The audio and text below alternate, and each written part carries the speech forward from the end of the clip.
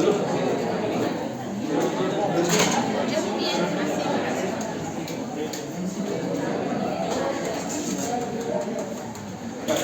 Vamos a continuar con lo que es palpación del tórax. Normalmente siempre hacemos inspección, palpación, percusión. La palpación, hemos visto que la percusión prácticamente no la miramos, ¿no? Es un poco lo que hacemos, pero se podría ver la percusión.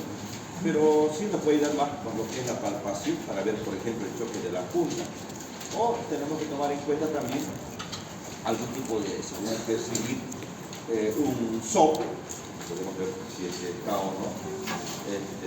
Podríamos tomar en cuenta eso. Pero generalmente, como les digo, más de todo vamos a poder hacer la palpación para percibir el choque de la punta, dónde se encuentra. También es importante tomar en cuenta que podemos nosotros, bueno, recuerden que siempre el médico se coloca al lado derecho del paciente a la cabecera, entonces por norma, tenemos que tomar en cuenta. Normalmente el choque de la punta va a estar en el quinto espacio intercostal, línea medio clavicular del lado izquierdo, no se olvide. O sea que el choque de la punta, vamos a ver esto, el choque de la punta, generalmente el ápex está en el quinto espacio intercostal, línea medio clavicular del lado izquierdo, no se olvide. Bueno, la base estaría en la parte del segundo espacio intercostal derecho izquierdo, ¿no? Pero lo que tenemos que tomar en cuenta generalmente es el choque de la punta. Ahí se puede ver cómo se está palpando con el puntero de los dedos. Podemos también evidenciar en algunas situaciones puede estar desplazado o puede estar para el otro lado. Imagínense que nosotros palpamos y resulta que no está en este quinto espacio, está, qué sé yo, no lo percibimos y está al otro lado, en el lado derecho, seguramente una dextrocardia, o está pasando, o sea, algo raro, una patología, puede ser que sea una tenectasia que está haciendo que el pulmón lo desplace al lado derecho. O sea, algo tiene que haber cuando no lo percibes en el quinto espacio intercostal medio clavicular. Entonces tenemos que tomar en cuenta, como se puede ver acá, en la palpación, el choque de la punta, quinto espacio, línea medio clavicular. En algunos casos no se detecta generalmente. Recordar que puede ser que disminuya lo que son los ruidos, por ejemplo, en patologías como el enfisema, un derrame pericárdico, puede ser que no lo lleguemos a palpar, ¿no? O también no detectado cerca de la mitad de los individuos de 25 a 40 años, también en algunos no se los palpa adecuadamente, o sea, no se puede percibir, tampoco significa que tenga un problema cardíaco, ¿no?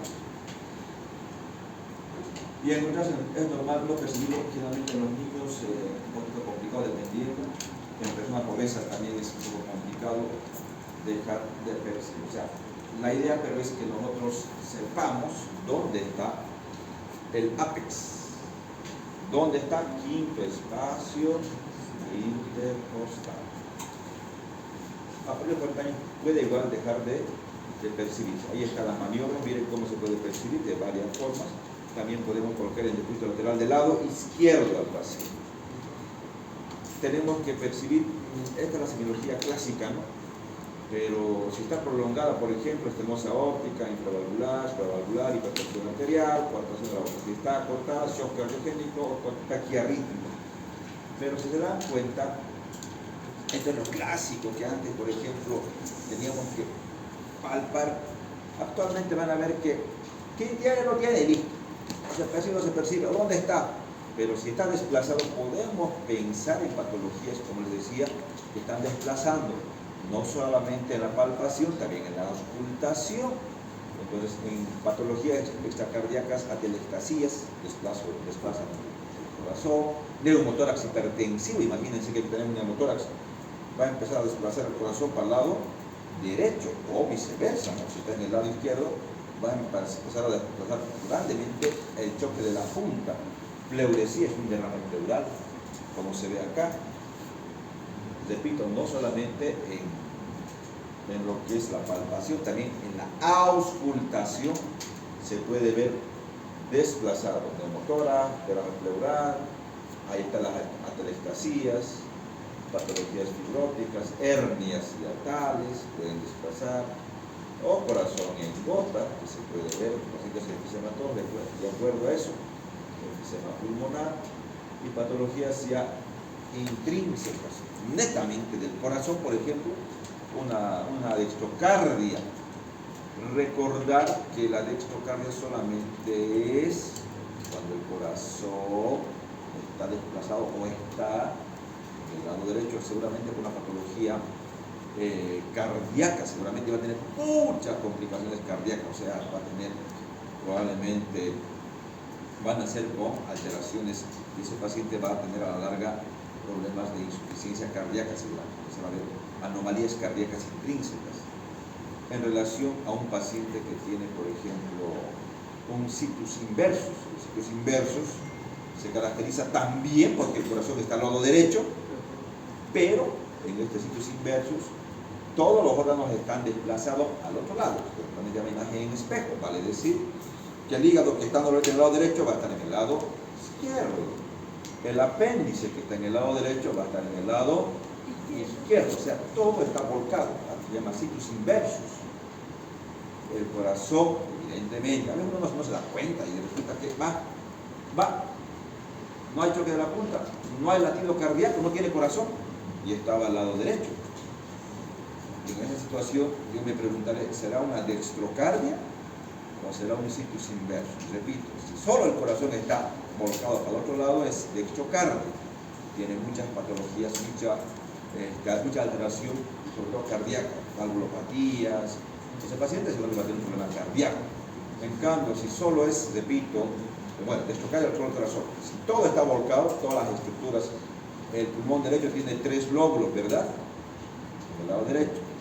En este caso, el situs inversus va a estar a los 3 lóbulos en el izquierdo, y en el derecho va a estar 2, ¿se entiende? O sea, todo invierte. El vaso que está en el lado izquierdo va a estar en el lado derecho. La diferencia entre dextrocardia y situs inversus. Dextrocardia o lo otro es el situs inversus. Patologías que van a desplazar, obviamente, ¿no? Patologías como estenosis valvular, estenosis subvalvular aórtica, insuficiencia aórtica pura, mitral, hipertrofia ventricular. Imagínense que tiene un corazón, una valvulopatía, cualquiera que sea, va a dar hipertrofias, ¿no? El frémito, como les decía, cuando nosotros percibimos con la palpación las vibraciones anormales en el tórax, en este caso puede ser la percepción de un soplo. Yo puedo percibir el soplo con la palpación. Repito, esta es semiología, la clásica que antes nos describí, que probablemente en la parte práctica van a ver que tiene más. Tal vez en la parte de auscultación vamos a poder percibir el soplo, pero cuando se percibe con la mano lo que es un soplo, el soplo es como el ronroneo del gatito, ¿eh? Trill también se llama, trill. El trill, o llamado también el frémito, que es la percepción de un soplo. Ustedes, alguien tiene un gatito y lo palpa y una vibración, ¿sí? Eso van a percibir cuando hay un soplo cardíaco. ¿Qué puede darte soplo? Allá, una estenosis mitral, una valvulopatía aórtica, una insuficiencia valvular aórtica, cualquier patología te puede dar. Pero esto, como vemos acá, por ejemplo, frémito de punta, generalmente estenosis mitral, o sea, en la punta nos referimos al ápex, quinto espacio más o menos, ¿no? Intercostal. Frémito basal derecho, si es histórico, estenosis aórtica, arriba. Ahorita vamos a ver los focos de auscultación. Tienen que saber dónde están los focos de auscultación. Frémito basal izquierdo, si histórico, estenosis pulmonar, puede ser congénito. Frémito en el mesocardio, pasaje de la sangre por el orificio ubicado en el tabique auricular o ventricular, dependiendo. Entonces, vamos a tomar en cuenta esto para que nosotros podamos percibir. Repito, frémito, percepción de lo que es, mediante la palpación de un soplo. Algunos son muy intensos y puedes palparlo en este caso. Hay maniobras auscultatorias, ya tomando en cuenta lo que es la auscultación. Para poder auscultar, recordar que hay focos que vamos a tomar en cuenta.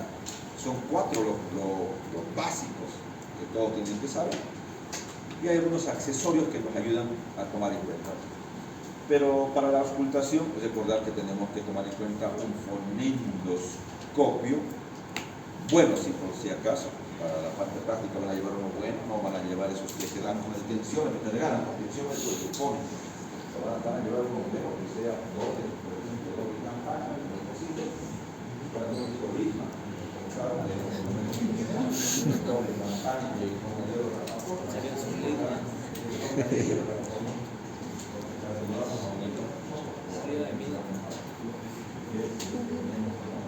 la copia 300.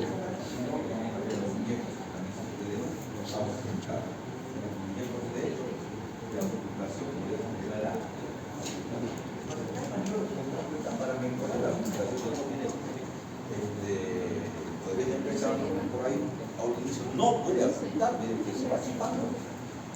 Pero hay maniobras que van a mejorar, por ejemplo. Yo quiero mejorar la aplicación, no escucho esto.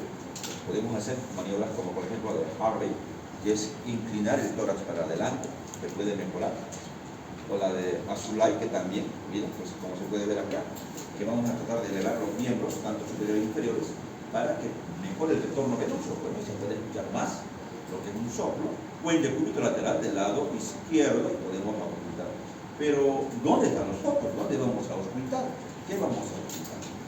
Aórtico, pulmonar, mitral y tricurpil. 4 soplos, no 4 focos podemos nosotros tomar en cuenta. Y en estos focos auscultatorios podemos percibir probablemente soplos.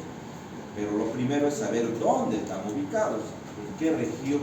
Cuando vayan a la práctica ya en su examen y demás, tienen que saber dónde están los focos. A ver, usted, vamos, busque el foco pulmonar, ¿verdad? Que el doctor está acá, ¿no? ¿Y cómo nosotros nos ubicamos?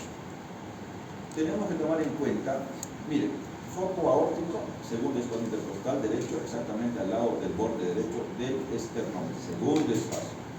Aórtico pulmonar, borde izquierdo del esternón y el segundo espacio intercostal izquierdo, ¿verdad?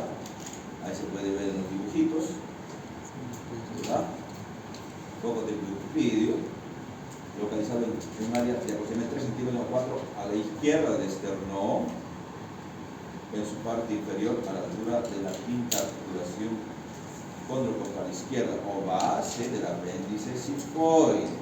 Foco mitral, quinto espacio intercostal izquierdo en la línea medio-clavicular. Son los 4 focos que nosotros tenemos que saber básicamente.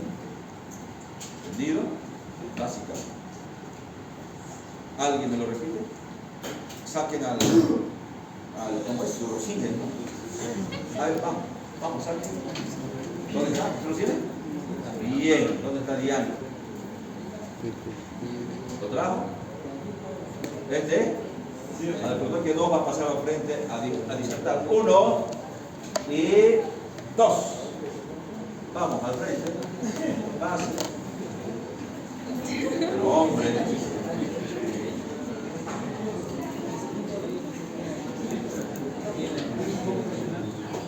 ¿Saben el foco? Bien. Número.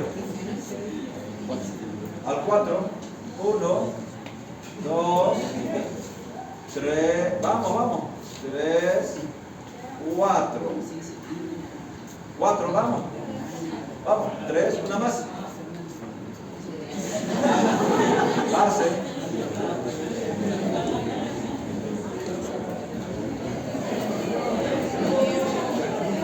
Pero hombre.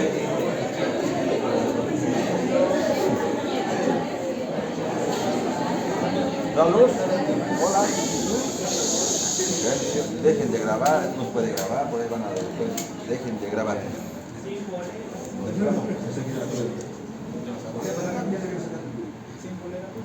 Vamos pues, no los van a grabar. Prohibido grabar. Derechos de autor. Miren. Si no se da cuenta acá, podemos ver lo mismo. Foco pulmonar del lado derecho aórtico, pulmonar, este es el tricuspidio, en la base de la apendicifoides, para el canal del lado izquierdo en este caso, mitral. Y miren, este es el accesorio de Hebb o accesorio aórtico, entre los dos, ¿viste? Sí, ¿no? ¿Se nota? Aquí está el segundo, tercero, cuarto y quinto. Muy bien, sigamos. Vamos a seguir. Bueno, a ver, sigamos. Además de eso, recordar que existe lo que se llama el primer ruido y el segundo ruido. Estos dos, entre los primeros y el segundo ruido existe un silencio que tenemos nosotros que tomar en cuenta para percibir algún tipo de soplo de por ahí, o no, para ver si es un soplo sistólico o un soplo diastólico. Es importante tomar en cuenta siempre esto. La cadencia de ambos ruidos, primero y el segundo, está lo que es distanciado por una pausa, sístole, auscultatorio, pequeño silencio. Ahí se llama lo que es el primer silencio, entre el primero y el segundo. Hay un silencio que puede ser reemplazado por un soplo. Claro, tú escuchas dunda, dunda, dunda, o dumlo, dumlo, dumlo, y de repente dums, lo, dums, lo. Hay un soplo, ¿no? O sea, es bien evidente el soplo. Claro, no va a ser así. Hay que tener un poco de práctica, porque siempre, ojo, es dumlo, o dunda, dunda, dunda. Pero ¿qué tal si? O sea, está viendo algo patológico. Evidentemente, para eso hay que entrenar el oído. No es que la primera vez vas a escuchar, no, hay que entrenarla varias veces. Y muchas veces no se logra escuchar a la primera. Pero lo bueno es que como hay muñecos de auscultación, de semiología, sí se van a escuchar en esos varios ruidos que se pueden simular. Se puede volver a escuchar 2, 3, 4, 5, 10 veces si quieren. En un paciente es un poco complicado porque varias veces no llega el paciente, digamos, cardíaco ese día, o al final el paciente se aburre, pues ya no quiere, digamos. Lo bueno es que tenemos los muñecos de auscultación, que sí se va a poder llegar a auscultar. Todos lo van a auscultar de acuerdo a sus prácticas, ¿entendido? Pero la idea es esa. Repito, sístole, diástole, dumlo, dumlo, dumlo, o tum-tan, tum-tan, tum-tan. Y si se mete por ahí un ruido, ya hay un soplo o algo así.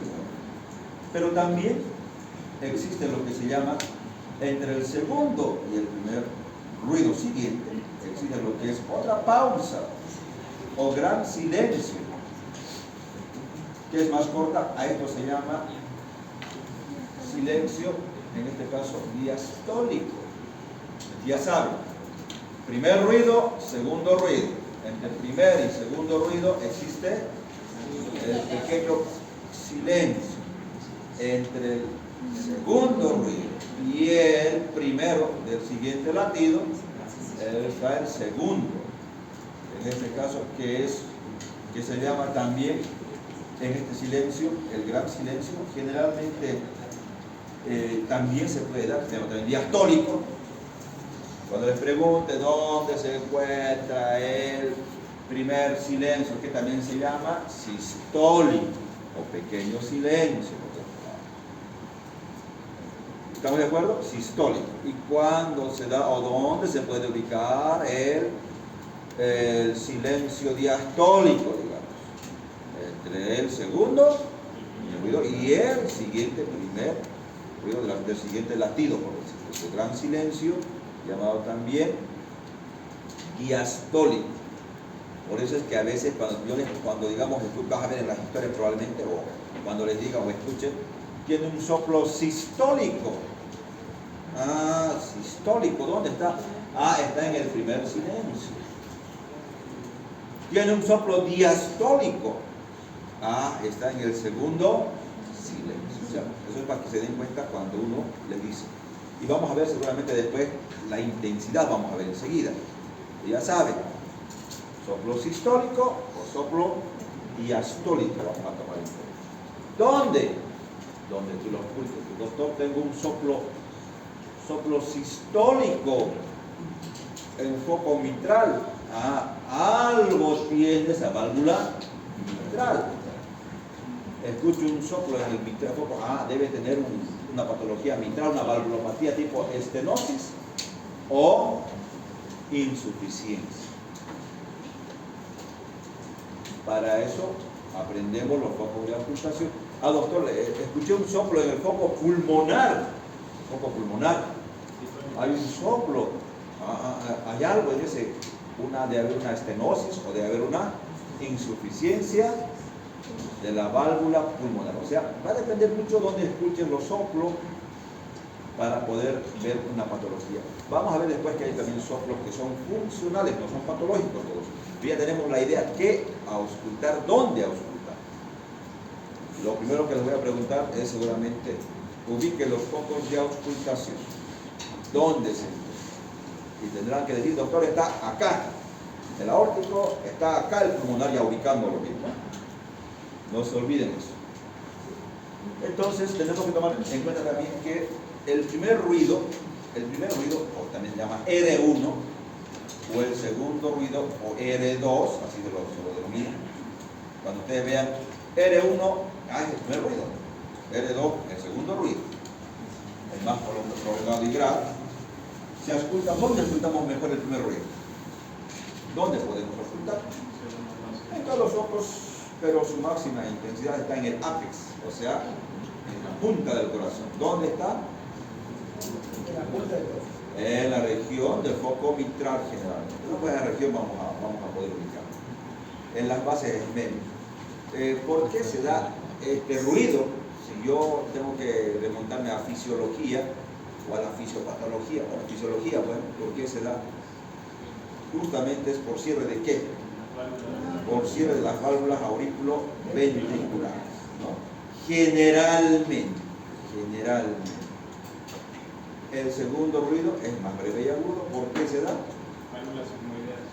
En este caso, generalmente tiene mucho que ver con las válvulas. En este caso, sobre todo, ¿qué válvulas son? ¿Las sigmoideas dónde son? Entonces, tiene mucho que ver con eso. El primer ruido también tiene mucho que ver con la contracción ventricular, tiene mucho que ver. De todas maneras, nosotros tenemos que tomar en cuenta que cualquier patología que afecte a las válvulas, o por ejemplo, ¿por qué, doctor, yo veo, para qué me interesaría diferenciar un ruido de R1 o un R2? ¿O que un R2 esté desdoblado? ¿O qué? ¿Será que es importante? Sí. Cuando nosotros veamos, por ejemplo, un desdoblamiento del R2 desdoblado, pero como les digo, va a tener un poco de fineza en el oído, ¿no? O sea, no es mucho, sí late, no late, no, tampoco es así, digamos. Sino la idea es percibir bien cómo está y concentrarse muy bien, y si está normal o no. Pero ¿qué tal si está, el segundo oído está desdoblado? Podríamos pensar en bloqueo de rama derecha, por ejemplo. Tendríamos que pensar. O sea, para eso, digamos, se ausculta detalladamente. El cuarto ruido, también llamado auricular, es normalmente inaudible, no se la ausculta normalmente. Se ausculta simplemente en los niños, ¿no? Y adolescentes. Se considera patológico siempre que se da en cuenta. Tenemos que tomar en cuenta cuando está un cuarto ruido, tenemos que tomar en cuenta. Recordar también que puede haber un tercer ruido, el ritmo de galope. Normalmente es así, ¿no? Pero cuando hay como un caballo que está galopando, 3. Como un caballo, como un caballito galopando, hablamos de tercer ruido.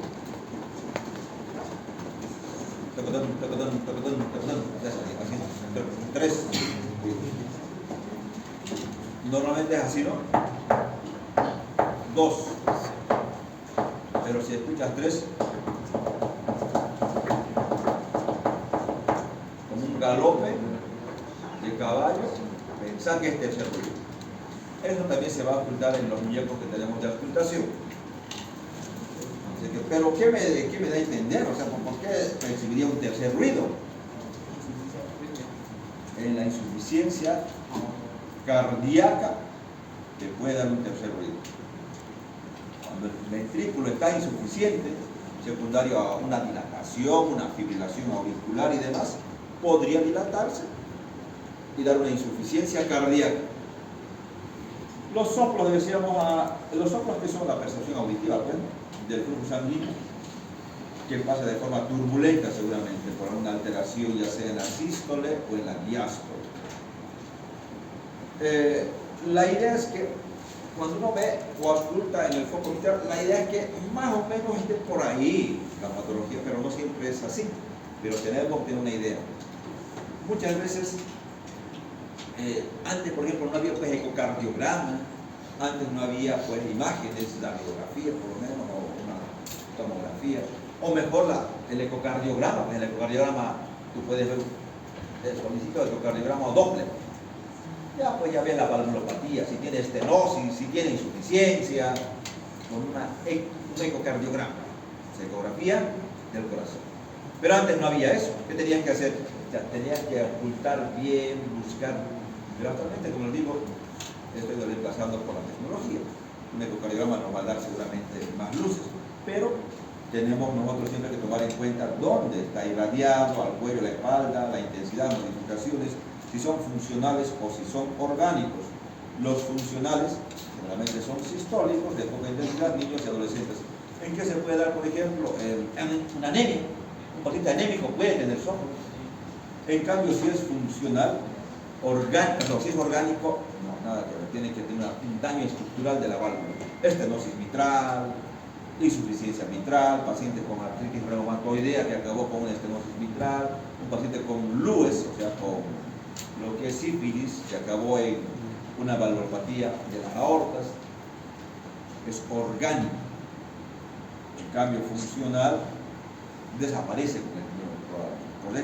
Vas a corregir lo que es la anemia, por decir, en este caso. Y generalmente no tienen TRI, no tienen. Bueno, la clasificación de Levin y Harvey puede clasificarlo de acuerdo a la intensidad en 6, o sea, grados, de 1 sobre 2, 1 sobre 6, 2 sobre 6, sobre 6 se va calificando. Muy débil, no es audible el grado 1, o sea, tal vez que tenga un oído perfecto, no, pero no, difícil, poco audible el grado 1. Grado 2, sí, es débil, audible solo en el silencio, cuando no hay ni un ruido, un cardiólogo de por ahí puede escuchar. De grado 2. Grado 1 es muy difícil, muy débil, pero de grado 2 sí podemos auscultar. Grado 3, moderado, claramente audible, ya lo puede escuchar con el fonendoscopio de forma bien clara. Desde el 2 para adelante se puede escuchar, pero el 3 se escucha muy bien. Grado 4 intenso puede asociarse a tril. En este caso ya hay tril. Aquí hay tril. O frémito también, ¿no? Ya hay tril. O sea que pueden percibir también, pueden percibir el soplo mediante la palpación.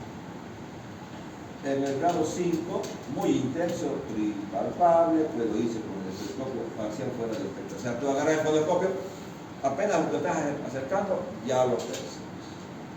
Grado 6, pues ya no necesitas nada de fonendoscopio, directamente lo que acerca y lo escuchas. Sin fonendoscopio. Hay soplos sistólicos de eyección, soplos sistólicos de regurgitación. Los de eyección son mesosistólicos y están asociados a flujo de sangre, ¿no? O sea que a través de una valvulopatía, ya sea aórtica o pulmonar, puede darse este tipo de. ¿Por qué se dan los soplos? Por el flujo de sangre que va pasando, ya sea por una estenosis o por una insuficiencia.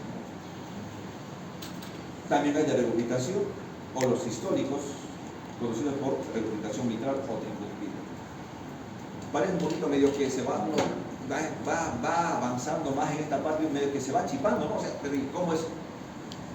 Hay lo que se llama proto, meso, tele y pansistólico. Cuando está al inicio del silencio, hablamos de prosistólico. Cuando está al medio del silencio, hablamos de meso. Cuando está al final de este silencio hablamos de tele. O sea, por ejemplo hay soplos pro, meso o tele, sistólicos o diastólicos. Por eso que habla acá de meso, pues está al medio. ¿Se entendió? O sea, por eso digo medio que uno diga, sí tiene soplo, pero no es la idea de eso. Hay que ver hasta qué intensidad tiene, si está al inicio del soplo, si está al medio del soplo o está al final del soplo. Si está al inicio, hablamos de un prosistólico, al medio, mesosistólico o mesodiastólico, al final, tele. Y si está en todo, hablas de pansistólico. O sea, va a depender mucho de las características. Como les decía, probablemente una vez se va chipando, pero hay que apuntar, hay que entenderlo a lo mismo. Acá podemos ver los soplos históricos según la ubicación. Ya dijimos, proto, meso, tele, orosistólico o pansistólico. ¿Entendido? Ahí está. Proto, meso, tele, orosistólico, cuando está en todos. Por ejemplo, protosistólico es bien mitral severo, mesosistólico, tenor aórtica, pulmonar, comunicación interauricular, tele, prolapso mitral, por ejemplo, luego sistólico es medio mitral, tricopedia, comunicación interauricular, ventana aorto-pulmonar. O sea, va a depender mucho dónde lo ubiques al soplo. Hay soplos diastólicos, generalmente después del segundo ruido, protodiastólicos, insuficiencia aórtica, pulmonar, mesodiastólicos, estenosis mitral, tricopidia, bloqueo auriculoventricular, telediastólicos, estenosis mitral, soplos continuos, generalmente en toda o parte de la vía. Ejemplo, ductus arterioso, permeable o fístula arteriosa. Recordar también la persistencia del ductus arteriovenoso es una patología congénita, ¿no? También se llama este soplo cuando ustedes escuchen, cuando tengamos un paciente con insuficiencia renal, cuando escuchamos en la fístula, es muy similar a eso, este ruido que produce el ductus o persistencia del ductus arteriovenoso, que se da justamente, se llama también soplo en maquinaria de vapor, se llama. El frémito, ¿qué es? La palpación de un soplo. ¿Cómo lo vamos a percibir? Seguramente en la palpación, que se da por el flujo de sangre al pasar por una estrechez probablemente. También es importante tomar en cuenta en el examen ya general, muy aparte de lo que es la inspección, palpación, percusión, muy poco hacemos la auscultación. En la inspección siempre es importante buscar algunos signos, cianosis. Los pacientes cardíacos sí pueden darnos cianosis. También los respiratorios, claro. También los pacientes cardíacos. Ya dijimos circulatismo digital, ¿se acuerdan? Dedos en uñas de vidrio de Locke, dedos hipocráticos, dedos en palillo de tambor, etcétera, etcétera. Cardiopatías crónicas. Pero también hepatopatías como la cirrosis, o también lo que son cardiopatías crónicas como la insuficiencia cardíaca. Entonces tenemos que tomar en cuenta eso, ¿no? Tenemos que también solicitar los laboratorios de acuerdo a eso. Cuando nosotros hacemos un paciente que tiene, por ejemplo, síntomas, y al final, ¿qué buscamos en el paciente? Al final, ¿qué vamos a hacer? Todo esto, cualquier patología cardíaca, estenosis, insuficiencia, a la larga va a terminar en insuficiencia cardíaca. O sea, todo fallo cardíaco. Si infartó el paciente, puede complicar después con una insuficiencia. Tiene estenosis mitral, a la larga puede complicar con una insuficiencia cardíaca. El paciente tiene una estenosis, no sé, valvular, a la larga va a complicar con insuficiencia cardíaca. O sea, a la larga termina en insuficiencia cardíaca en los pacientes. Y ahí podemos ver aspectos útiles de diagnóstico de insuficiencia cardíaca congestiva, el paciente con disnea, por ejemplo, antecedentes clínicos de insuficiencia cardíaca, infarto, enfermedad coronaria, disnea, los síntomas, paroxística nocturna, autopnea, disnea de esfuerzo, examen físico, aplicación de un tercer ruido, irritación yugular, aplicación de sectores crepitantes, soplo, edema en miembros inferiores, radiografía, congestión venosa, edema, cardiomegalia, derrame, electrocardiograma, fibrilación y hallazgo. Pero hay una mnemotecnia, vamos a repetirlo solamente esto, pero para que no nos olvidemos, hay criterios mayores de Framingham y hay criterios menores. ¿Alguien se acuerda de los mayores de Framingham? En fisiología no han que llevar, en fisiopatología. La luz, por favor, ¿no? ¿Dónde está el pulpín? Ah, no, ¿cómo se dice? Al 2, 1, ya, al 3, 1, 2. ¿Ya fue 3? 3. Allá fue. Ya pasa, ya llegué al 3. Adelante. Engaño. ¿Cuál es su nombre? ¿Joana? ¿Perdón? Luana. Luana. Por favor. Vamos a escribir los criterios mayores de Framingham. Va a escribir en forma vertical. Arriba, la P. Arriba que pueda. La P, abajo, la R, predice 3.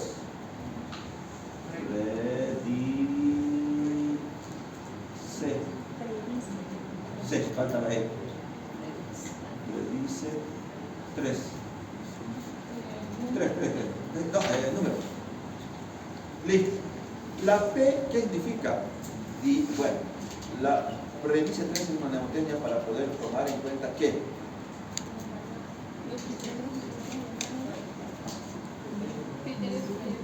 criterios mayores de Framingham. ¿La P qué significa?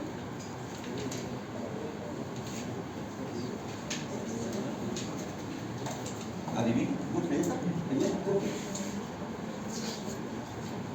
Ya, muy bien. Ya escuchado. Presión, la primera es presión venosa central incrementada. Presión venosa central incrementada.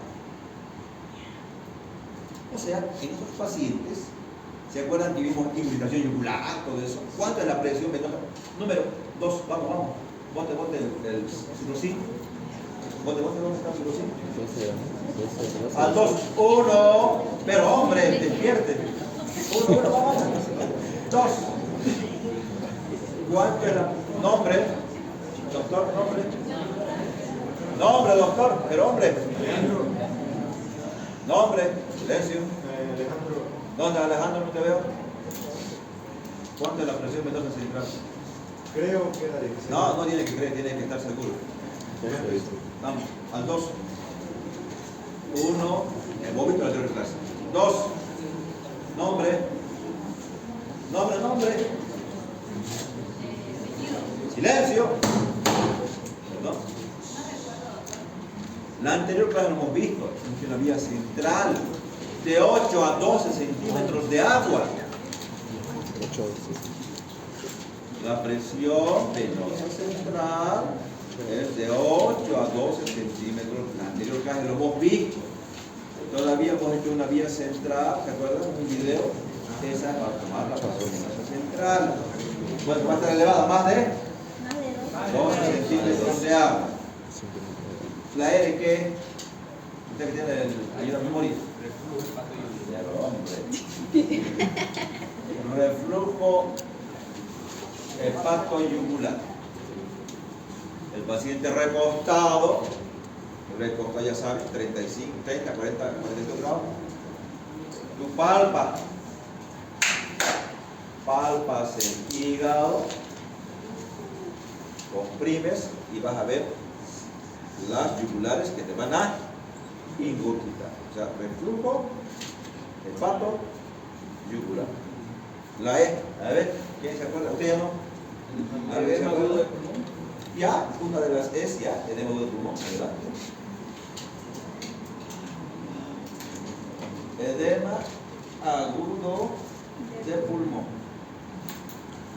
En ese caso el paciente va a estar sumamente disnéico, puede estar con expectoración rosada asalmonada.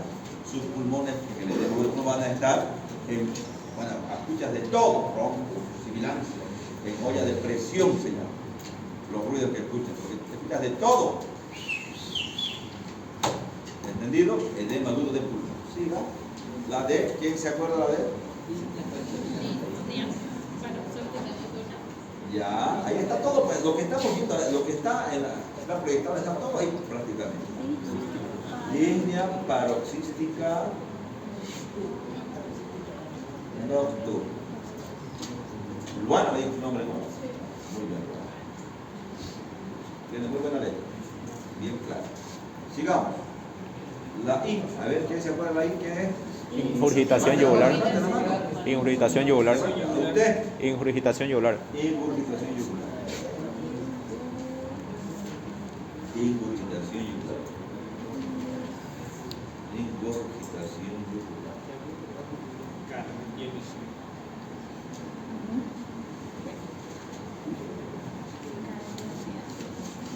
La C, ¿quién se acuerda de la C? No, usted, ok, a ver usted. Cardiomegalia. Uno del fondo, la siguiente, que está al final, la va a responder. La E, en esta fila, ¿quién está al final? Segunda fila. Nombre. Ezequiel. Estertores crepitantes. Los estertores crepitantes son como frotarse los cabellos, ¿se acuerdan? Uno se frota los cabellos, esto es un crépito. Esto es un crépito. Esto es un crépito. Uno que se frota los cabellitos. En otra fila, ¿quién está al final? En esa fila. Al final, ¿quién está? Nombre. ¿Perdón? Iri. ¿Qué es la 3? Tercer ruido o galón. Normalmente es. Pero si es que hay tercer ruido. Bien. ¿Se cansó? Una vez entonces. Ya, está bien. Ya, gracias. Entonces, criterios de Framingham. Y los menores, edema de miembros inferiores, disnea, periodo, tantas cosas que hay. Ustedes quieran, tos, decorosa, etcétera, hepatomegalia, criterios menores de Framingham. Que al final, repito, la gran mayoría va a terminar en Insuficiencia cardíaca. ¿Cómo hacen el diagnóstico? Buscamos criterios mayores de Framingham. La disnea paroxística nocturna se refiere a que el paciente, ¿se acuerdan que hablamos? Está durmiendo feliz y de repente se para y corre a la ventana. Porque de noche pues, puede tener ese tipo de disnea. ¿Por qué? Porque dijimos que existe una redistribución de los líquidos y el paciente empieza a consumir. ¿Entendido? Es mucho mayor a la apnea del sueño. ¿Perdón? Es mucho mayor a la apnea del sueño. La apnea del sueño es otra cosa.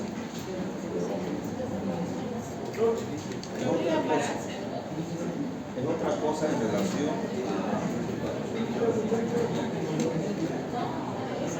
el paciente hace apnea, porque no respira en algún momento. Realmente puede ser pacientes obesos, pacientes que tienen patología cerebral. No respiran. Están durmiendo y no respiran durante segundos, unos 20 segundos. Y despiertan por eso. Otra cosa. Disnea, el paciente está durmiendo bien y de repente empieza a congestionar su pulmón y empieza a tener vamos a. ¿Qué fue Diana ya tienen todos los carnetes? ¿Qué quedaron de los carnetes? Doctor, yo fui a preguntar el viernes y me dijeron que tienen el material para empezar a sacar los carnet. Ya, de todas maneras, todos listos para la práctica. Voy a ver los grupos, estoy viendo en este momento, los vamos a distribuir. En lo posible va a ser una semana sí, una semana no.